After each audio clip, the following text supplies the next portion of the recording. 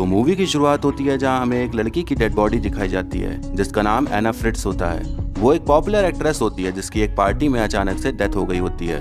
उसके बाद हम दो लड़कों को देखते हैं जिनका नाम इवान और हावी होता है। वो अपने दोस्त पाओ से मिलने आए होते हैं जो कि हॉस्पिटल में ही काम करता है। उन तीनों को एक पार्टी में जाना होता है पर पाओ की शिफ्ट 1 घंटे बाद खत्म होने वाली होती है, तो वो लोग बाहर चले जाते हैं और दारू के शॉट्स लगाने लगते हैं और एना फ्रिट्ज के बारे में बातचीत चलने लगती है। तो उसके दोस्त उसकी डेड बॉडी देखने के लिए बोलते हैं। पाओ मना करने लगता है क्योंकि ऐसा करना बहुत रिस्की होता है, इसमें उसकी जॉब भी जा सकती है। पर इवान के काफी जोर डालने के बाद वो राजी हो जाता है। वो काफी खूबसूरत एक्ट्रेस थी, इसीलिए इवान उसे देखना चाहता था, तो हावी भी इनके साथ चलने को मान जाता है। अब पाओ अपनी जॉब को रिस्क में रखकर वो उन दोनों को मुर्दाघर ले जाता है और वहाँ एक लाश के सामने खड़ा हो जाता है। जब वो उसका कवर हटाता है तो वो लोग डर जाते हैं क्योंकि वो एना की लाश नहीं, एक बुढ़ी औरत की लाश होती है। पाओ उन दोनों से मजे ले रहा होता है पर फाइनली वो एना की लाश पर जाता है और उसका कवर हटा देता है। वो काफी खूबसूरत होती है जिसे देखकर इवान की नीयत खराब होने लगती है। वो कवर को थोड़ा और नीचे कर देता है, फिर उसके चेस्ट को टच करने लग जाता है। हावी को ये देखकर काफी अजीब लगता है क्योंकि एक लाश के साथ ऐसा करना ये कोई अच्छी बात तो नहीं थी,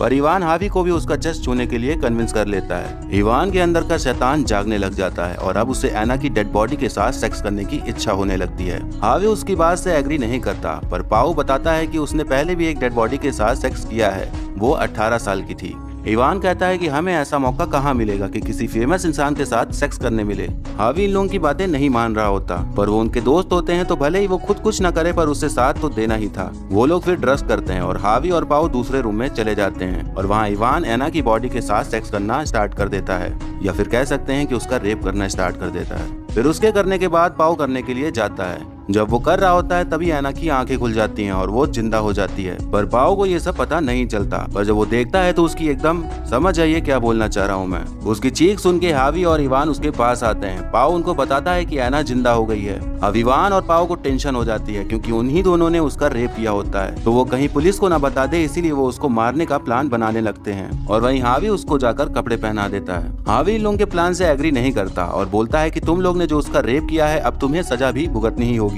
तभी गुस्से में आकर इवान हावी को पीटना चालू कर देता है, पर पाओ बीच में आकर उन दोनों को अलग करता है। तब इवान को रियलाइज होता है कि उसने हावी का सर ही फोड़ दिया है और उसके सर से काफी खून बह रहा होता है। दोनों इसका इलाज कराने का सोचते हैं, बट वो बाहर नहीं जा सकते थे क्योंकि थोड़ी देर पहले ही एक हॉस्पिटल का मेंबर डेड बॉडी लेकर आया था, तो ये लोग छुप गए थे और वो वहाँ का डोर लॉक करके जा चुका था। एना जिंदा तो हो गई थी पर उसकी बॉडी अभी भी पैरालाइज थी। अब पाओ और इवान हावी को दूसरे रूम में शिफ्ट करते हैं और एना को भी उसी रूम में ले आते हैं। वो हावी को होश में रखने की कोशिश कर रहे होते हैं और वहाँ फैला हुआ सारा खून साफ करते हैं। पाओ अपने कपड़े बदल लेता है, तभी वहाँ पर एक लड़का आ जाता है, तो एना चिल्लाने की कोशिश करती है पर इवान उसका मुंह बंद कर देता है और पाओ उसी लड़के के साथ चला जाता है। फिर हम देखते हैं कि हावी अब सांस नहीं ले रहा होता है। तब एना कहती है कि शायद वो मर चुका है। थोड़ी देर बाद पाओ वहाँ आ जाता है तो उसे भी पता चलता है कि हावी मर चुका है। पाओ रो रहा होता है तो इवान उससे कहता है कि ये बस एक एक्सीडेंट था, हमने कुछ भी नहीं किया है। तब एना कहती है कि तुम ही लोग ने ये सब कुछ किया है और इसकी सजा तुम्हें मिलेगी, तो इवान उसे अपना मुंह बंद रखने को कहता है। पाओ और इवान बाहर जाते हैं और इवान पाओ से कहता है कि अगर ये सब किसी को पता चला तो हमारी लाइफ खराब हो जाएगी, इसीलिए हमें हावी की डेड बॉडी को सेटल करना होगा और एना को मारना होगा।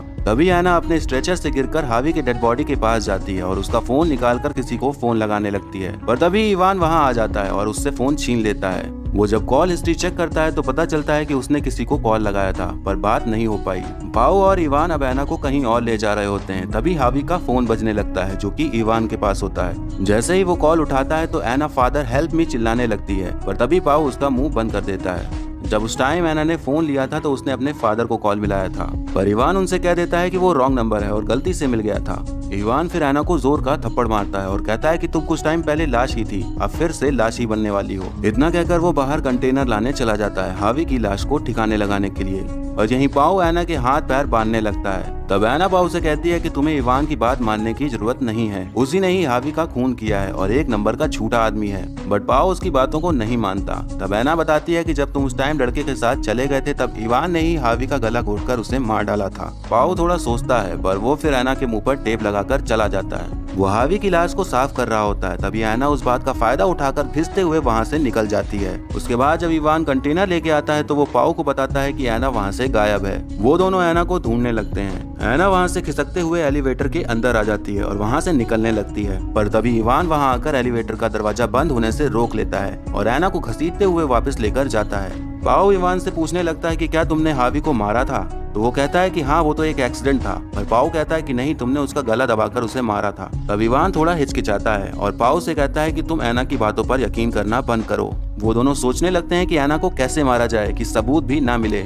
तो वो उसे सांस रोककर मारने का प्लान करते हैं। तो पाओ एक कपड़ा लेकर इवान को देता है और उसे मारने को कहता है, पर इवान उसे कपड़ा वापस दे देता है ये कहकर कि तुम उसे मारोगे। पर पाओ कहता है कि तुमने हावी को मारा था, इसीलिए इसे भी तुम मारो। इवान अकेले ही इन सब का भागीदार नहीं बनना चाहता था, इसीलिए वो पाओ का हाथ पकड़ के ऐना को दोनों मिलकर मारने लगते हैं। ऐसा करने पर ऐना का टॉयलेट निकल जाता है, पर वो कपड़ा नहीं हटाते तो उसकी फिर से मौत हो जाती है। उसके बाद हार्वी की डेड बॉडी कंटेनर में डालकर इवान उसे लेकर चला जाता है और इधर पाओ ऐना की डेड बॉडी को साफ कर रहा होता है। इवान हार्वी की डेड बॉडी फेंक कर वापस चला जाता है और यहाँ पाओ ऐना को क्लीन करके कवर करके जाने लगता है। पाओ वहाँ से जब जाने लगता है तो वो आखिरी बार ऐना का कवर हटाता है, तब ऐना जिंदा होती है। तब हमें एक फ्लैशबैक दिखाया जाता है। जब ऐना और पाओ बातें कर रहे होते हैं तो ऐना ने उसे कन्विंस कर लिया होता है कि वो गलत नहीं है, जो भी किया है सब इवान ने किया है। तो जब वो दोनों उसे मार रहे होते हैं तो वो पहले से ही सांस रोककर मरने की एक्टिंग करने लगती है। अब वो एक्ट्रेस थी तो मरने का रोल काफी अच्छी तरीके से निभा रही थी। तभी वहाँ पर इवान आ जाता है और वो दोनों वहाँ से जाने लगते हैं। तब इवान देखता है कि उसके पर्स में उसका ID कार्ड नहीं है,